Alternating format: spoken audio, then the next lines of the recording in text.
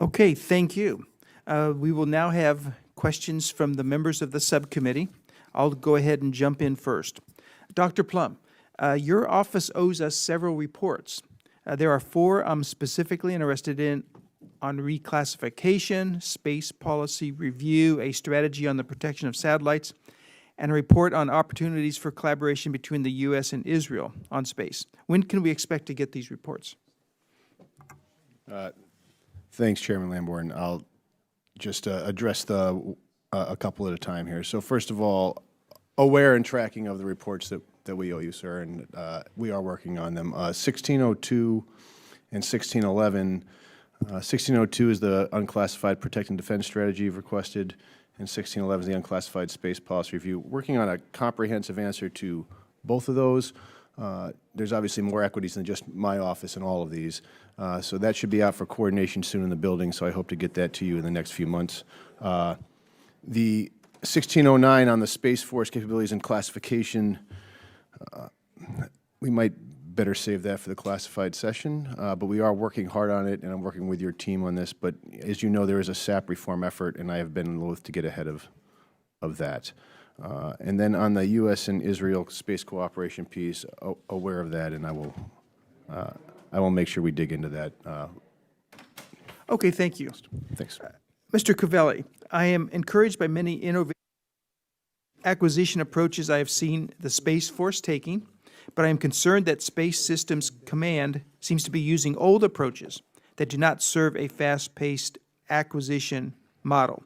Mr. Moulton and I are planning to visit SSC on Monday in Los Angeles, where I expect we will hear more details about this, but what changes have you implemented to speed up the acquisition process out of SSC?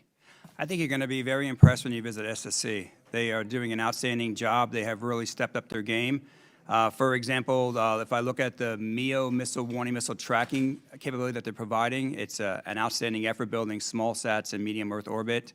They've done some really great work on some ground systems, if you could believe that. They've done some really outstanding work in terms of where they're heading with GPS and how that program is progressing. And so they've taken to the 9 tenets that I put out back in October. They are looking at going smaller with their systems. They are looking at going faster. They understand the direction we want to head in, and I'm really proud of the team out that way, so I hope you enjoy your trip out that way and see the great work that they're doing. Okay, thank you. And also, Mr. Calvelli, I am concerned about the incorporation of small businesses in space acquisitions. My district in Colorado Springs, for instance, is home to scores of small businesses who are pursuing many innovative space technologies. And I know that other members of the subcommittee also represent these types of small businesses. Can you share with the committee initiatives you have put in place to increase the participation of small businesses in space acquisition programs within your purview? Yeah, so I think the whole approach about building smaller and trying to get systems in place between, less than 3 years from contract award to launch is really going to be a key to taking advantage of small business. Right now, today, when we build it takes 7 years to build a satellite, and then we build the second block, and it takes another 7 years to get there. You're talking 12 to 14 years for technology refresh. If we're launching new systems and developing in less than 3 years and launching them every 2 years, you're talking about significant opportunity for technology refresh and opportunity to on-ramp new and innovative technologies. So that's really fundamentally my approach of getting at that. That's exciting. That's great to hear. And finally, for all members of the panel, and we'll start with Ms. Wilkerson and go down in this direction. As we mature the concept of space as a warfighting domain, how are you thinking about the difference between intelligence and Department of Defense operational missions? Where do you draw that line? So thank you for the question, sir. As a combat support agency and a member of the intelligence community, we are very well informed of the national intelligence priorities as well as the priorities of the warfighters. And so we try to ensure that we are addressing the needs of both of our user sets. And a very similar answer, as we principally provide capability, as you know, from space, and our requirements generally cover both the military needs and the intelligence community needs, and oftentimes we see that they overlap very significantly. So we work very closely with the department and the IC to make sure that our requirements satisfy their needs.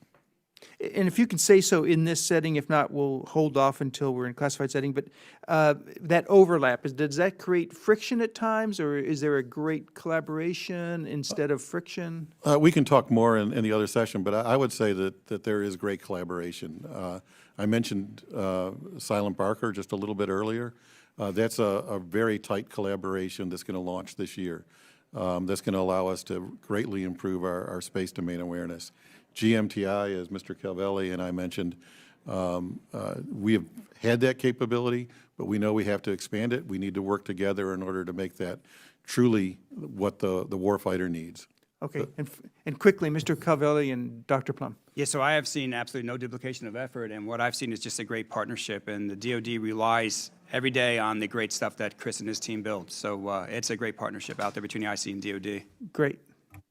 And sir, I would just echo that and say I don't think it's ever been stronger, the cooperation, collaboration between DoD and IC, and I think this is a perfect example of how much more we can unlock with that type of relationship.